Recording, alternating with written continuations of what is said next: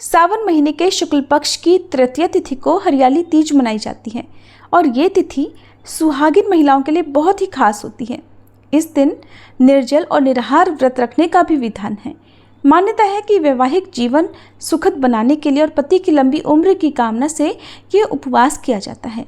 साल 2024 में इस बार हरियाली तीज का व्रत 7 अगस्त बुधवार के दिन रखा जाएगा। तृतीया तिथि की शुरुआत होगी 6 अगस्त मंगलवार की शाम 7:53 से और समाप्त होगी 7 अगस्त बुधवार की रात 10:06 पर। पूजा का शुभ मुहूर्त रहेगा सुबह 5:46 से 9:06 तक। दोपहर का शुभ मुहूर्त रहेगा सुबह 10:46 से दोपहर 12:27 तक और शाम को 5:27 से 7:10 के बीच में पूजा की जाएगी। इस दिन प्रदोष काल के समय पूजा करना सबसे शुभ फलदायी माना जाता है। प्रदोष काल का समय इस दिन शाम 6:16 से 7:46 तक रहेगा। हरियाली तीज व्रत खोलने का यानी पारण करने का शुभ मुहूर्त 8 अगस्त गुरुवार को सुबह 6:04 से 7:15 के बीच रहेगा। इस बार हरियाली तीज के दिन परिघ योग, शिव योग और रवि योग का भी निर्माण हो रहा है। ऐसे में पूजा पाठ और व्रत रखने से सौभाग्यवती भव का आशीर्वाद मिलता है। वहीं कुंवारी कन्याएं भी योग्य वर की प्राप्ति के लिए इस व्रत को रखती हैं। हरियाली तीज के दिन महादेव और देवी पार्वती की पूजा का विधान है। मान्यता है कि आज के दिन जो भी महिला या कुंवारी कन्या भगवान शिव और माता पार्वती की पूजा करती है, उनके जीवन में हमेशा सुख समृद्धि बनी रहती है। इस व्रत में पूजा के साथ साथ कथा सुनने का भी विधान है। हरियाली तीज का व्रत कथा के बिना अधूरा होता है। तो चलिए अब आपको सुनाते हैं हरियाली तीज की कथा। साथ ही आप जानेंगे पूजा विधि के बारे में भी।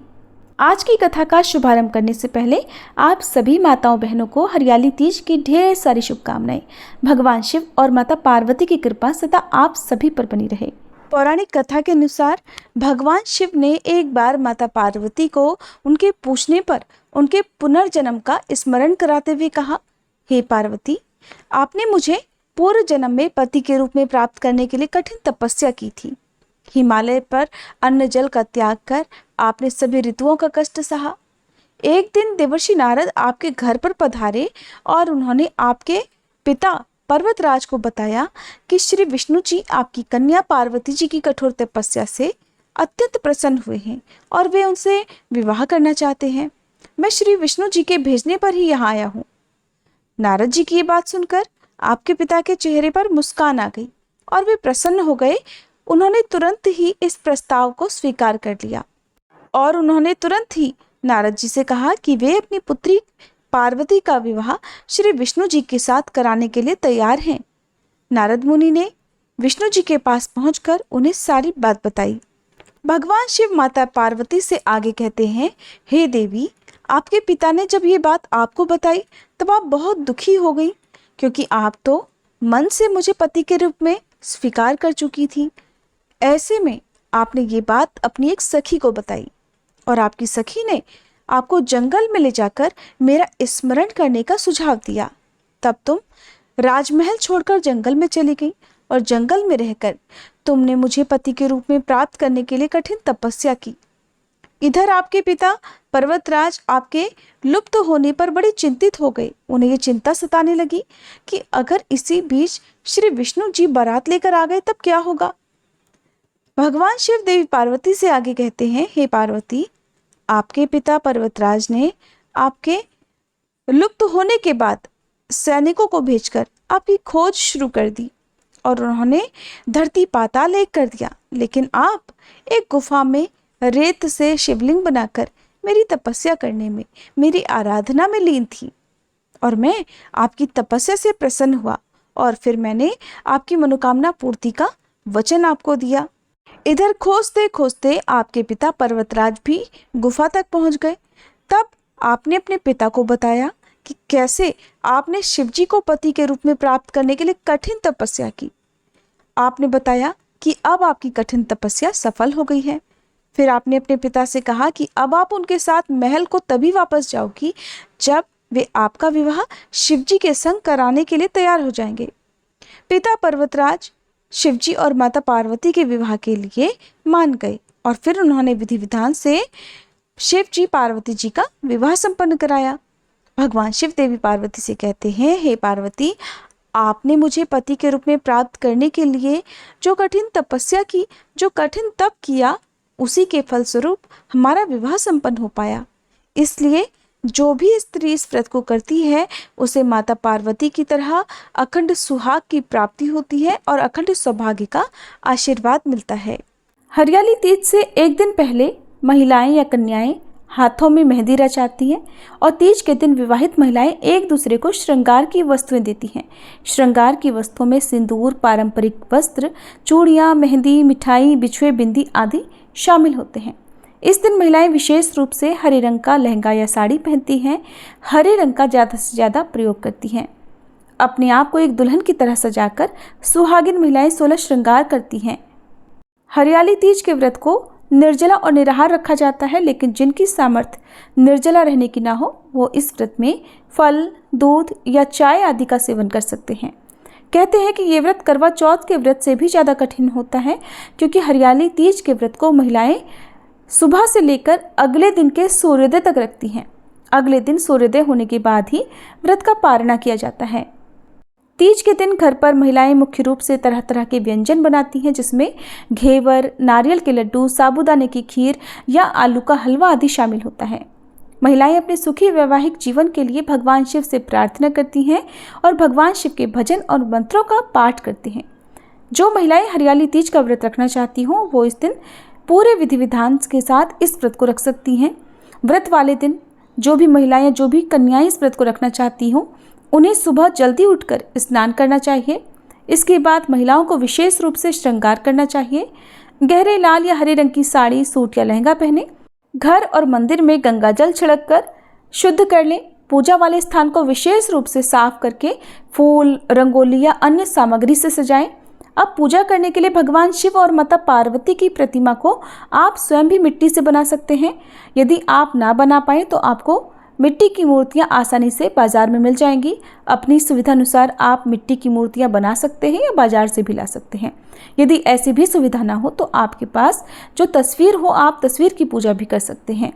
अब भगवान शिव और माता पार्वती की प्रतिमा को एक चौकी पर साफ वस्त्र बिछाकर, लाल या पीला वस्त्र या हरा वस्त्र बिछाकर उस पर विराजित करें।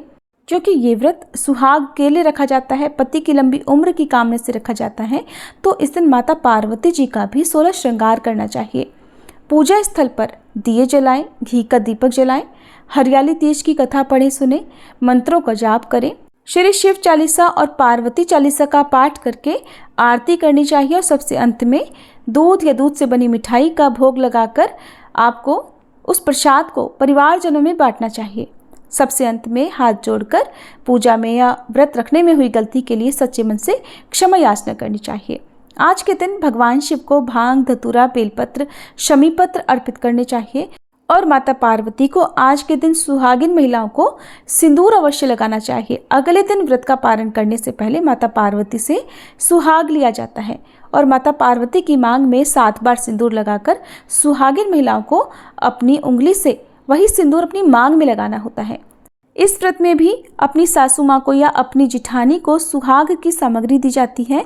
आप अपनी सामर्थ्य के अनुसार सुहाग की सामग्री के साथ वस्त्र या दक्षिणा, फल, मिठाई आदि भेंट स्वरूप उन्हें देकर उनका आशीर्वाद लेकर इस व्रत का पारणा कर सकती हैं। क्योंकि ये व्रत पति की लंबी आयु की कामना से होता है, घर में सुख समृद्धि के लिए रखा जाता है, तो घर में इस दिन कलह क्लेश नहीं होना चाहिए और पति के साथ किसी प्रकार का मनमुटाव नहीं होना चाहिए। ये थी कथा और पूजा विधि की जानकारी। अब सुनिए माता पार्वती की आरती। ओम जय पार्वती माता, मैया जय पार्वती माता, ब्रह्म सनातन देवी, शुभ फल की दाता। ओम जय पार्वती माता। अरिकुल पद्मा विनाशनी, जय सेवक त्राता, मैया जय सेवक त्राता। जग जीवन जगदम्बा, हरि हर गुण गाता। जय पार्वती माता।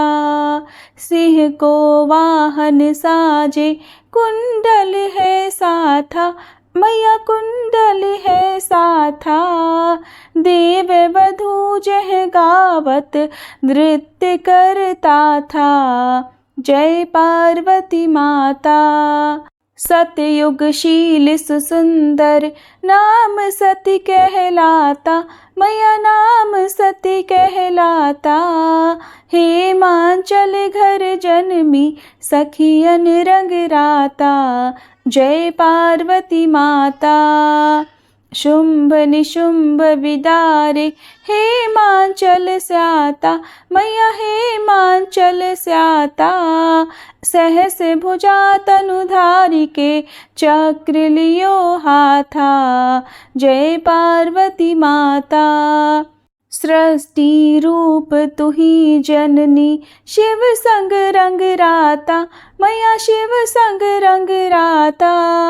नंदी भृंगी बिन लाही सारा मद माता। जय पार्वती माता। देवन अरज करत हम चित को लाता, मैया हम चित को लाता। गावत दे दे ताली मन में रंग राता। जय पार्वती माता। श्री प्रताप आरती मैया की, जो कोई नर गाता, मैया जो कोई नर गाता। सदा सुखी रहता वो सुख संपत्ति पाता। जय पार्वती माता। जय पार्वती माता, मैया जय पार्वती माता। ब्रह्म सनातन देवी शुभ फल की दाता। जय पार्वती माता। प्रेम से बोलिए पार्वती मैया की जय। भोले शंकर भगवान की जय। ये थी आज की कथा और आरती। उम्मीद है आपको पसंद आई होगी।